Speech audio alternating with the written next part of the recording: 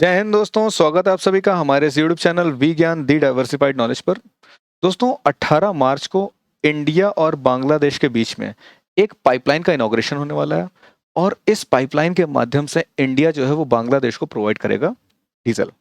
अब इंडिया बांग्लादेश को डीजल क्यों प्रोवाइड कर रहा है और क्या इस काम से रशिया खुश होगा? क्या इस काम से अमेरिका खुश होगा? क्या ये वेस्टर्न वर्ल्ड को एक चैलेंज है या फिर इंडिया की संप्रभुता का परिचय है? इन सभी क्वेश्चंस के आंसर जानने की कोशिश करेंगे अपने इस आज के सेशन में। तो दोस्तों चलिए करते हैं अपने आज के सेशन की शुरुआत। मेरे साथ मेरा नाम है प्रियम मिश्रा और कोशिश करते हैं अपने इन सवालों के जवाब ढूंढने की। तो इसकी शुरुआत करेंगे पहले ये समझने से कि बांग्लादेश में चल क्या रहा है। बांग्लादेश में चल रही है बहुत ज्यादा क्राइसिस। किस तरह की क्राइसिस चल रही है दोस्तों? पहले कोविड आया, कोविड के बाद रशिया यूक्रेन युद्ध हुआ और इन दोनों बैक टू बैक इवेंट्स ने पूरे दुनिया की कमर तोड़ के रख दी है। पूरे दुनिया में ही फाइनेंशियल मंदी आई हुई है, आर्थिक मंदी आई हुई है और इसका असर तो इंडिया पे दिखा, अमेरिका पे दिखा, यूके पे दिखा, तो बांग्लादेश कैसे बचता यहाँ भी दिखा। हुआ क्या? टका जो है डॉलर के कंपैरिजन में कमजोर हो गया। अब ये टका कौन है? टका बांग्लादेश की करेंसी है, डॉलर यूएस की करेंसी है। बांग्लादेश का कोई भी ट्रेड होता था किसी से, या इंडिया का भी या ज्यादातर कंट्रीज का कोई भी ट्रेड होता है किसी भी दूसरी कंट्री से, तो उसका पेमेंट हमेशा ही डॉलर में किया जाता है। बांग्लादेश को इंपोर्ट करना पड़ता है बहुत ज्यादा क्रूड ऑयल, और जब वो बांग्लादेश बहुत ज्यादा क्रूड ऑयल इंपोर्ट करता है तो उसका पेमेंट करता है वो डॉलर में, जिसकी वजह से बांग्लादेश से पैसा बाहर जा रहा है डॉलर के फॉर्म में। तो बांग्लादेश का फॉरेक्स रिजर्व बहुत डाउन होता जा रहा है। जब टका कमजोर हो गया डॉलर के कंपैरिजन में, तो फिर वही तेल खरीदने के लिए बांग्लादेश को अब ज्यादा डॉलर देने पड़ रहे हैं। उसकी वजह से बांग्लादेश की में और ज्यादा इकोनॉमिक क्राइसिस आ रही है। अब बांग्लादेश में ये इकोनॉमिक क्राइसिस आ रही थी, इनको अवॉइड करने के लिए क्या किया गया? इन लोगों ने तेल का इंपोर्ट कम कर दिया। जब तेल का इंपोर्ट ये लोग कम करेंगे तो डीजल के पावर प्लांट्स जो है वो कैसे चलाए जाएंगे? तो उनको शट डाउन करना पड़ गया। डीजल के पावर प्लांट जब शट डाउन हो जाएंगे तो फिर इलेक्ट्रिसिटी कैसे जनरेट होगी? इस वजह से बांग्लादेश में हमको देखने को मिला 13 घंटे का ब्लैकआउट। 13 घंटे का ब्लैकआउट मतलब पूरे बांग्लादेश में बिजली ही नहीं है 13 घंटे तक। दोस्तों ये सारी प्रॉब्लम्स तो चल रही है बांग्लादेश के साथ। अब इसका सोल्यूशन कैसे निकाला जाए? इसका सोल्यूशन दिखाई पड़ा बांग्लादेश को इंडिया बांग्लादेश फ्रेंडशिप पाइपलाइन में। अब ये पाइपलाइन में है क्या, उसको समझने से पहले एक बार इस मैप को समझ लेते हैं। इंडिया और बांग्लादेश को शो किया गया इस मैप में। हम देख सकते हैं बांग्लादेश है हमारा, आसाम है, एक साइड में वेस्ट बंगाल है। ये जो रीजन दिखाई पड़ रहा है पतला सा, इसको बोलते हैं सिलीगुड़ी कॉरिडोर। दोस्तों इंडिया के असम में नुमालीगढ़ रिफाइनरी है। यहाँ रिफाइनरी में सीधी सी बात है क्रूड ऑयल आता है, उसको रिफाइन किया जाता है, डीजल पेट्रोल या अलग अलग परफॉर्मेंस कन्वर्ट किया जाता है। अब इस रिफाइनरी से क्या हो रहा है, ऑलरेडी सिलीगुड़ी तक एक पाइपलाइन बिछी है, तो सिलीगुड़ी तक ऑलरेडी हम लोग यहाँ से डीजल को पहुंचाते हैं। सिलीगुड़ी इंडिया का पार्ट है। अब सिलीगुड़ी से बांग्लादेश के लिए हम लोगों ने एक और पाइपलाइन बिछाई है, उसका रूट यहाँ पे हमको शो किया गया है।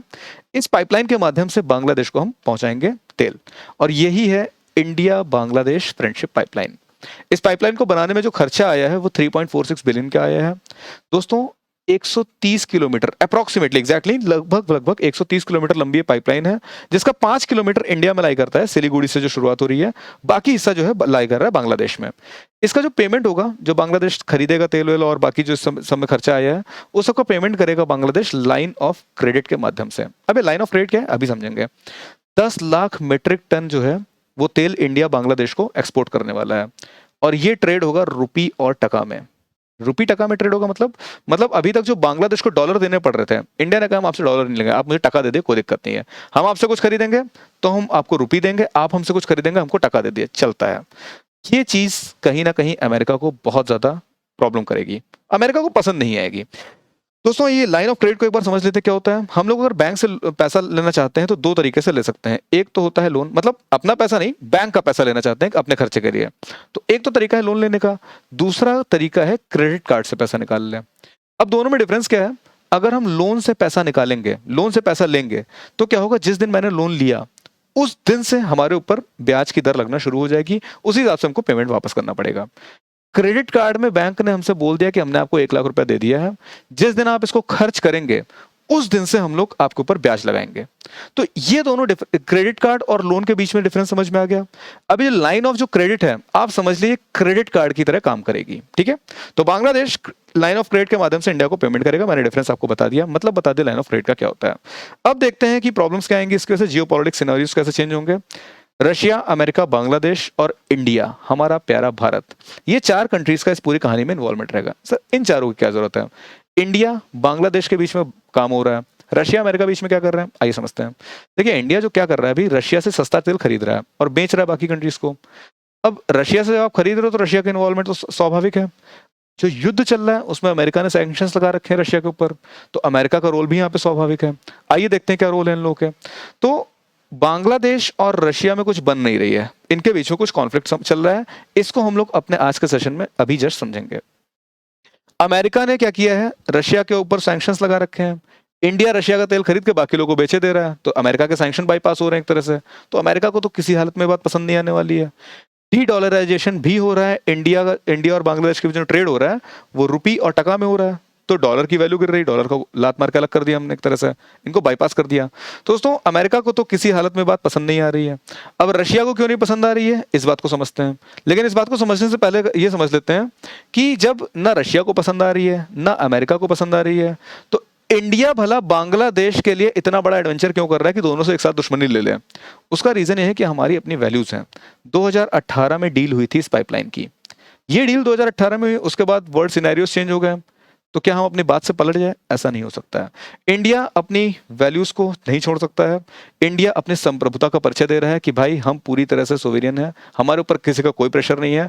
आपको बुरा लगता है बुरा लगे, अच्छा लगता है अच्छा लगे, हमारी जो डील हुई थी वो वैसे ही चलेगी, हम बांग्लादेश को प्रोवाइड करेंगे। तो ये रीजन है कि इंडिया जो है बांग्लादेश के साथ इस डील पे अभी भी अड़ा हुआ है, भले अमेरिका को बुरा लगे भले रशिया को बुरा लगे। अब रशिया को बुरा क्यों लग रहा है इसको समझ लेते हैं। हुआ क्या, बांग्लादेश ने मना कर, बांग्लादेश है, बांग्लादेश के आसपास समुद्र है।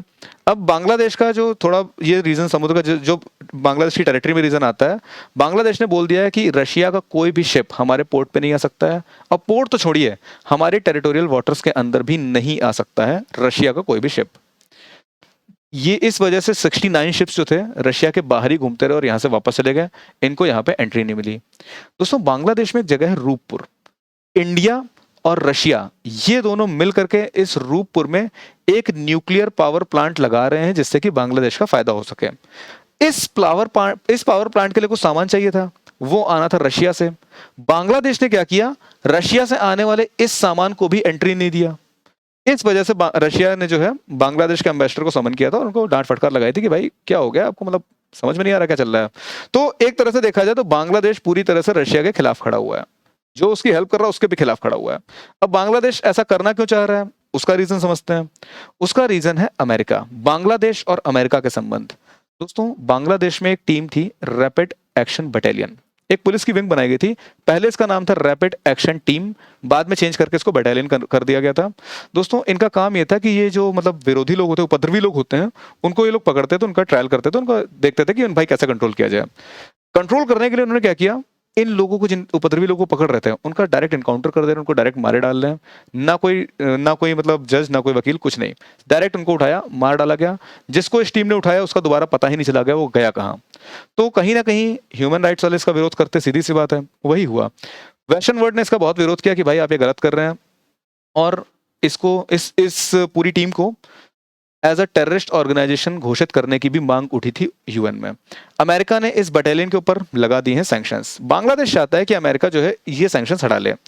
इसके लिए क्या कर रहा है, बांग्लादेश इंडिया से भी रिक्वेस्ट करता है, अमेरिका में जो इंडियंस रहते हैं उनसे भी आए दिन रिक्वेस्ट करता रहता है कि प्लीज अमेरिका के ऊपर दबाव बनाइए कि हमारे ऊपर से सैंक्शंस हटा दिए जाएं। ये तो एक रीजन है। अगर ऐसे में बांग्लादेश अमेरिका को नाराज करता है तो ये सैंक्शंस तो हटने से रहे, तो एक तो ये रीजन है। दूसरा रीजन ये है कि ये हमारा इंडिया है, ये इंडिया का वेस्ट बंगाल रीजन है, और ये है हमारा बांग्लादेश। ये पूरा रीजन कहलाता था बंगाल। अब दोस्तों हो क्या रहा है, ये जो बंगाल का रीजन है ये बहुत ज्यादा फर्टाइल रीजन है, यहाँ कपास की खेती अच्छी होती है, उससे बनता है कॉटन, और कॉटन से जो कपड़े बनते हैं वो बहुत ही प्रीमियम क्वालिटी के होते हैं। इन प्रीमियम क्वालिटी के कपड़ों की डिमांड हमेशा से ही वेस्टर्न वर्ल्ड में रही है। इनफैक्ट अंग्रेज लोग इंडिया आए भी इन्हीं कपड़ों के लिए थे, इस कॉटन के लिए ही आए थे, स्पाइसेस और कॉटन के लिए आए थे। वो हिस्ट्री का मुद्दा, कभी और समझेंगे। तो दोस्तों वेस्टर्न वर्ल्ड में डिमांड है, इसलिए बांग्लादेश बना बना के इनको बेचता है खूब।